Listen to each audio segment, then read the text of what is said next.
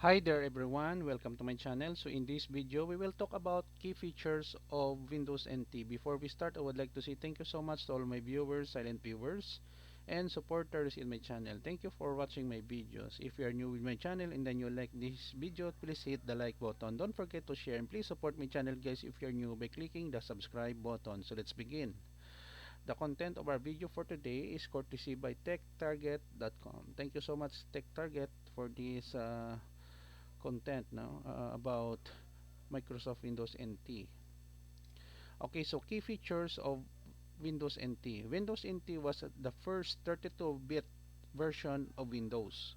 Microsoft previous consumer-oriented operating systems like Windows 3.1X and Windows 95X were 16-bit, 32-bit hybrids.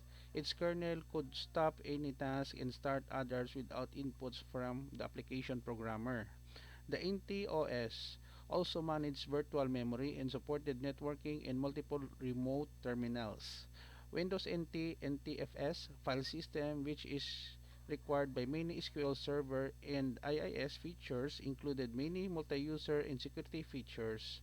Its long file names and large disk addressing capability were comparable to the DOS-based FAT system or file allocation table.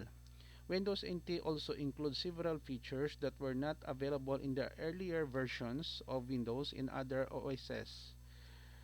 Support for multiple CPU systems with systematic multiprocessing technology or SMP, compatible with many hardware platforms including CISC and RISC, enable preemptive multitasking and trending operations, support for multiple protocols including TCP/IP, NetBEUI, Data Link Control, Apple Talk, and NW-Link.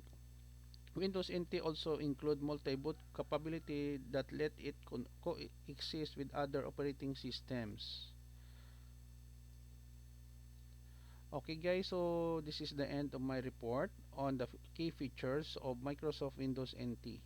Thank you so much for watching. I hope that you have learned something new in this video. Don't forget to like, share, and please support my channel guys if you are new by clicking the subscribe button.